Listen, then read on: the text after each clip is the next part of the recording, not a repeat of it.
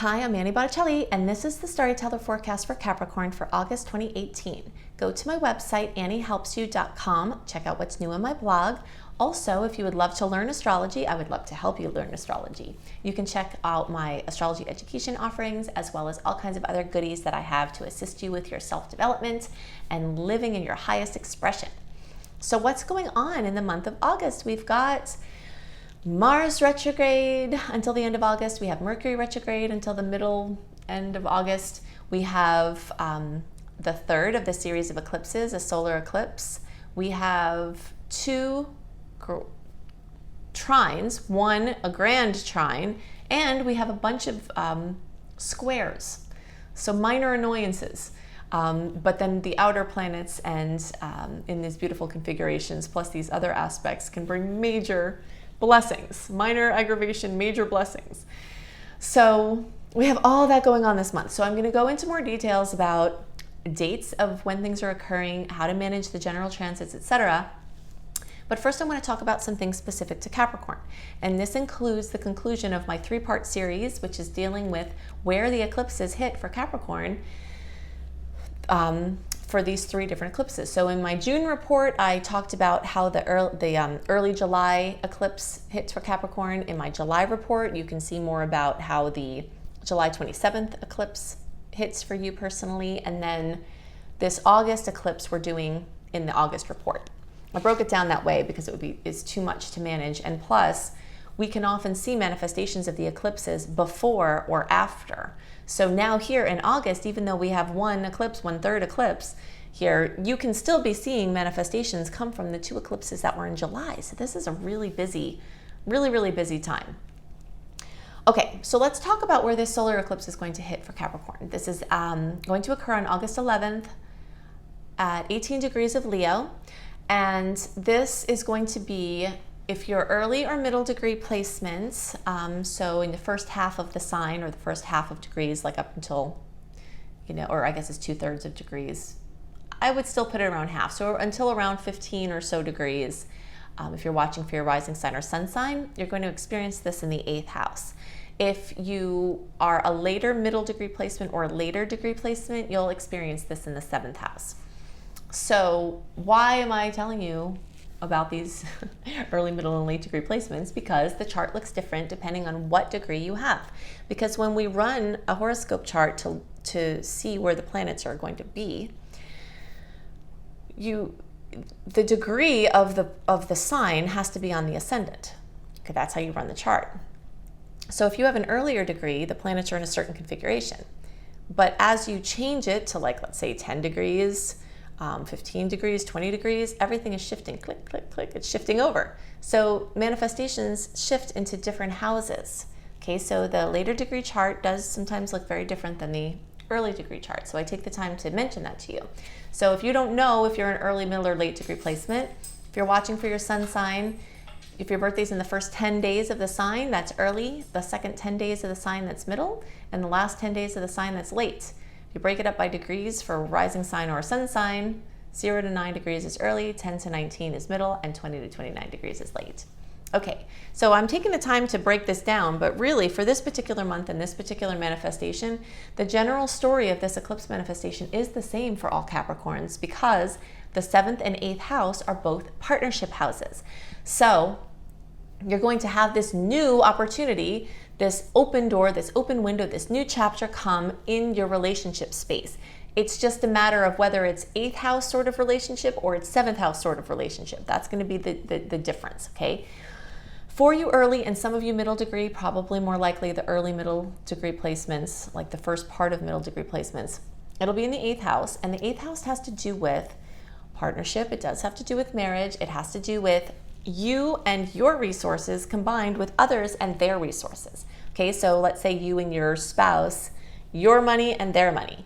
You're legally entrenched, right? If you're in a business with someone, it's you and your resources and them and their resources. You're entrenched. If you have a loan, if you loan people money or you borrow money, student loans, inheritances, anything having to do with mortgages. So a new chance for a mortgage could come up, a refi, a loan. You could get access to money that you wanted. You could win money. This is very exciting. 8th house manifestations often can actually result in you winning things. I like to tell the story about a time when I had my 8th house very much activated, and I was just winning things like crazy. Like anytime I put my name in a sweepstakes, at the time I had a corporate job, and I would just put my name in to win something, and I would win it. To the point where a friend of mine said, Annie, I want that particular thing. Can you put your name in and get it for me, because I know you'll win it? And I actually did. I actually, after he said that, I put my name in, I won it, and I gave it to him. That kind of, increased luck with winning things and things coming to you, that's being very much activated by this eclipse, and to some degree, even the energy of Mercury retrograde, because the Mercury retrograde is in the same sign, spanning the same area that the eclipse is spanning. So things from the past, you could find pants with $20 in them. You could find a box in your attic with $1,000 or something worth money. So things having to do with that arena of life. This is also a metaphysical house, a spiritual house, the house of psychology, one of the houses of astrology, deep spiritual, esoteric topics. So there could be a new path with something there, a new breakthrough, something exciting. Okay, let's see what else this has to do with. This is also the house of power, intimacy, and sex. So anything new and powerful along those lines can totally be in order. Do take care, though, as far as connecting with people intimately. When Mars and Mercury are retrograde, a lot of times you're not getting all the information about people that you're connecting with. So just add more prudence in those areas, okay? Because you're probably not getting the full story, and that could come back in the future where you might wish you had done some things differently. So you can be open to opportunities, just add the discernment. Okay, so for the rest of you middle and late degree placements, this solar eclipse energy opening up, new chapter, is in more of having to do with the relationships themselves, not like all the stuff that goes along with it, like you in connection with your spouse, you in connection with someone you're working on a project with, how you relate to other people. So a new way to relating with other people, a new, more healthy dynamic, less codependency, more interdependence within your relationships, a new chapter. And for some people, it will actually just be a whole new relationship. Within that realm of possibility of a whole new relationship opening up, an important, I call it a person of consequence, a POC. Okay, the odds that a POC will come in at this time with this eclipse, and that's really for all Capricorns because of what I mentioned with these both being relationship sectors.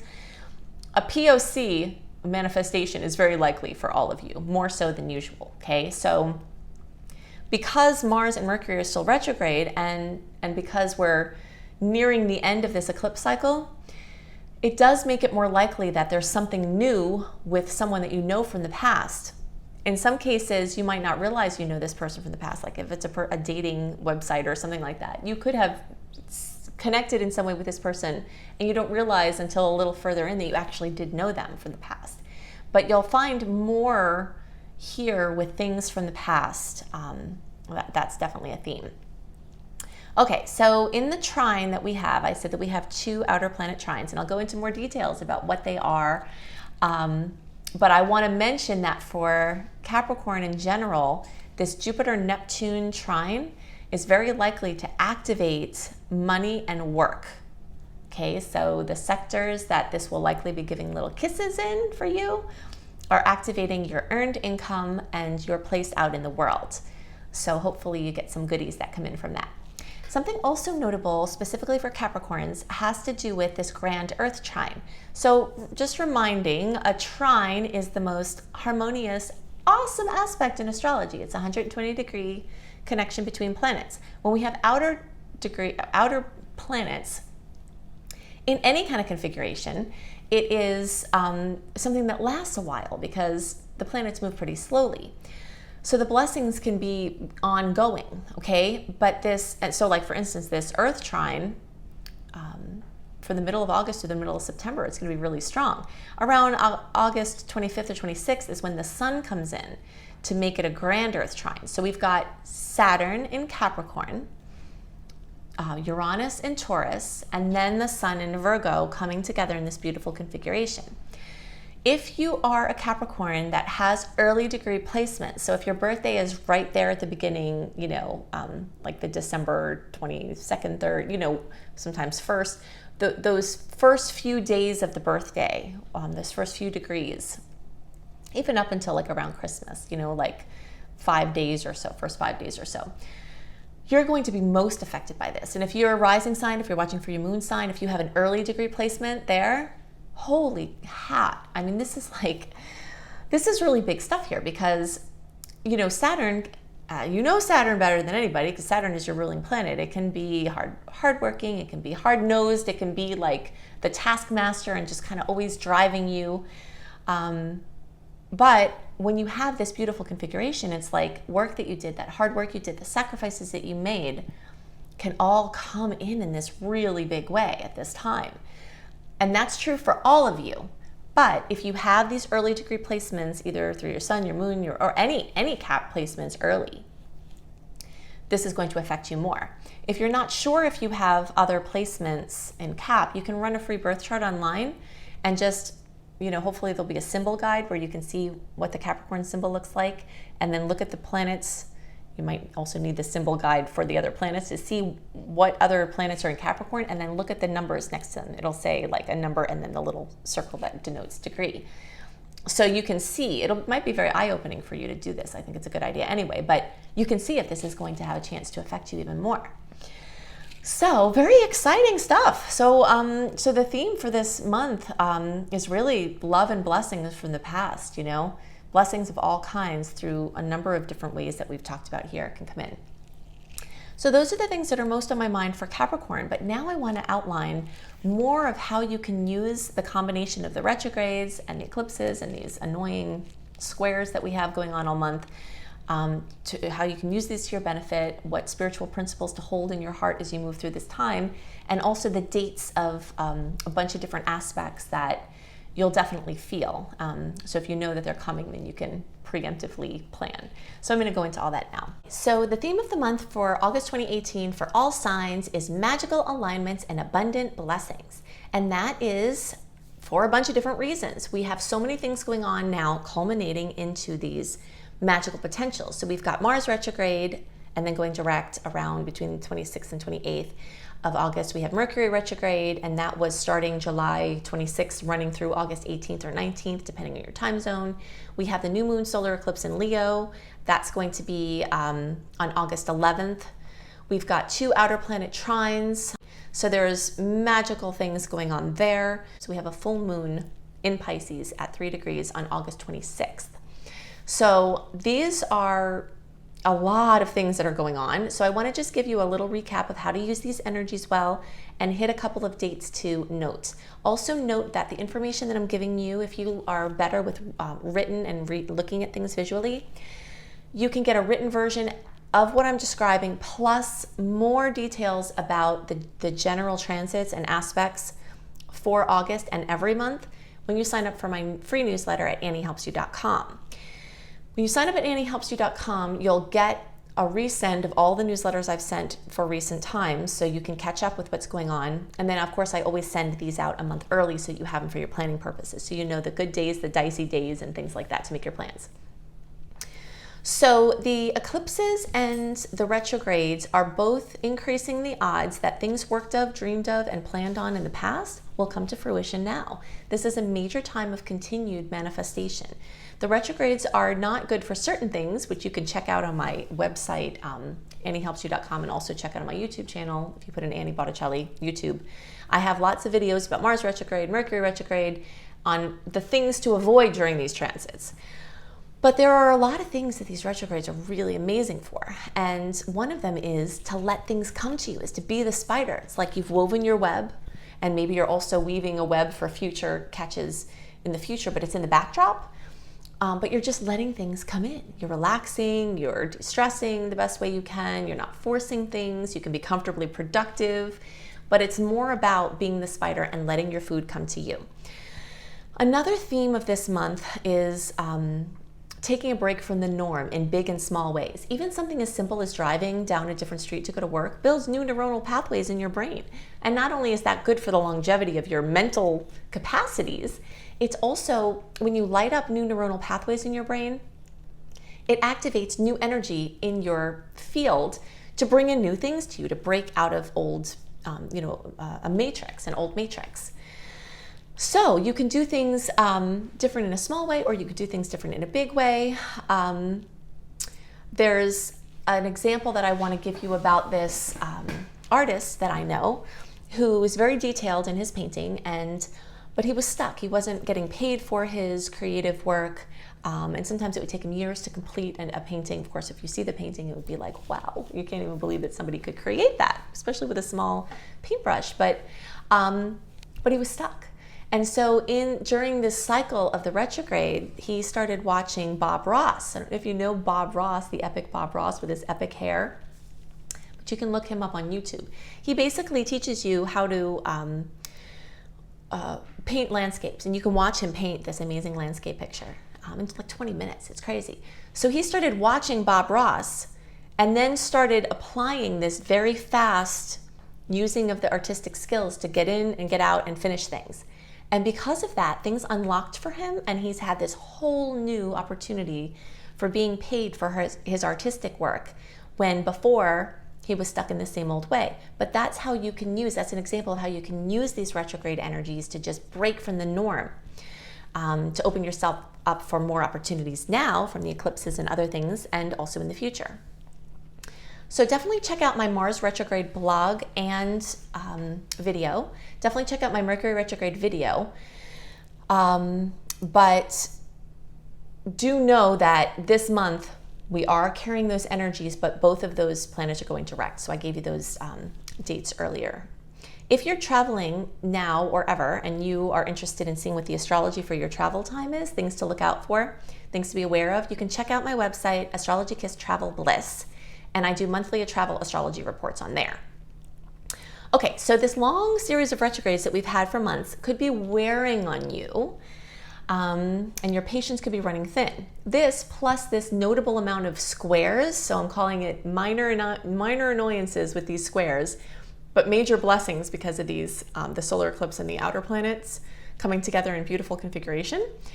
But just know that you're going to have a little bit of an open boosting time. So even though the personal planets being retrograde are not going to end this long sequence until like December, at the end of August, beginning of September, you'll have a little bit of a break from the deep retrograde energies, okay? So if certain things have to bubble up, effervescence, just bubbling up, you might notice some momentum and some things starting to pick up at that point. In general, issues with anger at present or past situations can come up strongly. So the more you can not act from a charged space, the more you can prevent yourself karmic repercussions. And also adopting the spiritual recognition of divine timing over your own timing is a major theme that the astrology of this month wants you to bring into your forefront. Everything is happening just as it's supposed to, and you're exactly where you're supposed to be. Okay, so I'm going to hit a couple of highlights of dates to watch. August 1st, we've got a square. Tension can create breakthroughs here, but any way you can break free from something, just try to do it with care and not with anger. August 6th, we have another square, the Sun and Jupiter. So you can feel very proud and capable with this transit, but depending on how you bring that feeling out to the world, maybe it won't be well received. So just kind of watch it, try to tend to not overdo on any level, including spending, food and drink and substances and things like that. On August 7th, we have Uranus going retrograde. That starts at 2 degrees of Taurus and it goes retrograde back to 28 degrees of Aries. So anybody who has placements there, it won't go direct until January 6, 2019. So this is where the planet of change and freedom switches to do deeper work on your inner space. Okay, so either to catch up with changes that have already occurred in the outer realms or to prepare you for future changes that are coming in the outer realms. Also on August 7th, we have a beautiful trine with Venus and Mars. So this is a great little boost here in the midst of some of the annoying aspects. We've got on August 8th, Venus opposing Chiron. So it's very likely to bring up some challenges involving love and money, and feeling like your self-esteem is off or feeling like a victim is more likely at this time. But of course, it always gives us opportunities to have breakthroughs as well. August 8th, we have the Sun conjunct Mercury in Leo, so you can have your creativity ignited. It can fuel romance, it can increase fun, it can also increase ego flares and battles, so just tread lightly on charged topics. August 9th, we've got we have Venus square Saturn. I don't know where July just came from. Anyway, so Venus square Saturn. Whenever Venus, the planet of love and beauty and money, comes together with Saturn, just sort of this hard-nosed, challenge bringer, especially in that type of configuration, it can bring money or relationship issues. So, the need for you to deal with them is going to be higher, but your inclination to avoid them is also going to be high.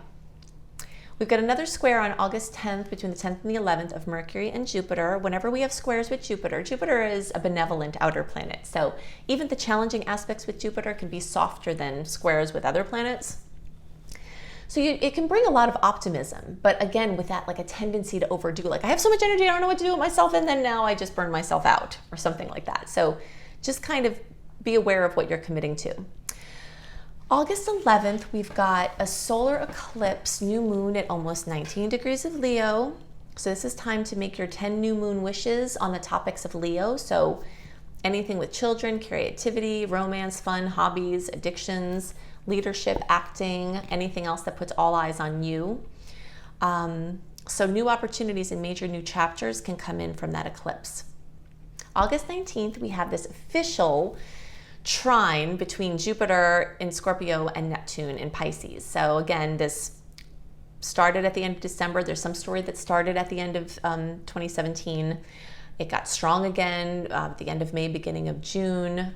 And then this is the final connection. So if you have any, especially water placements close to 15 degrees, but really anything that would aspect the 15 degrees there is going to more closely affect you.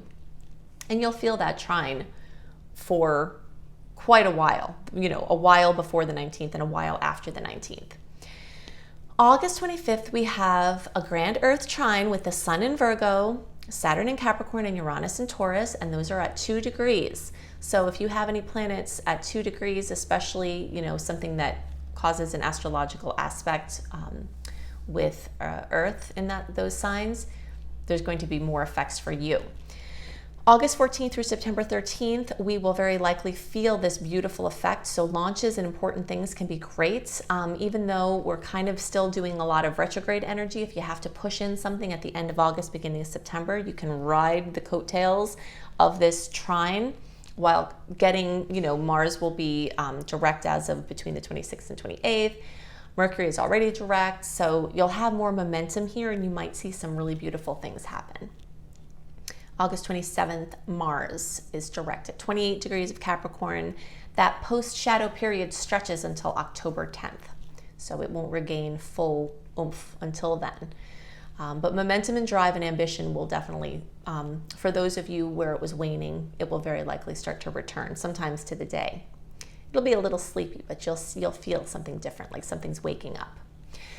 So on August 27th or 28th, depending on your time zone, Mercury will square Jupiter again. We had that square earlier that I mentioned, but because Mercury was in retrograde, then it did it in retrograde, then when it went direct, it did it again.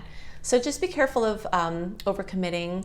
And if you can promise or commit to only a fraction of what you feel like you can do, then you'll be happier, because as time moves on from this moment, your optimism or the reality may set in. And if you commit to something from that high space, then it's going to be hard for you to pull it through. Okay, so these are the things that are most on my mind for the transits in August. Definitely, if you'd love to learn astrology, check out my website, anniehelpsyou.com, for my astrology education options. If you'd like to be a coach as your profession, I would love to help you, teaching you my 6-step formula to getting results. I'm really good at setting and reaching goals, and I love to teach people how to do that for themselves and for other people too. If you'd like to bring your business online and have geographical freedom, you may be interested in my Creating Successful Online Business course, which you can also see at anniehelpsyou.com. Remember that if you would like a written horoscope from me, often with different things than I talk about in the video, you can go to cozybysweetstarlight.com. At cozybysweetstarlight.com, you will see blogs featured from people, up-and-coming bloggers, also from myself, and my horoscopes are featured there. But there are a lot of different lifestyle blogs there that I think you will enjoy. So check that out. Go to my husband's website, IamHelios, IamHelios.com, to learn tarot. Also, he does astrology readings, tarot readings, and other cool things you can see on his site. So I hope you have a wonderful month, and I'll see you next month. Bye.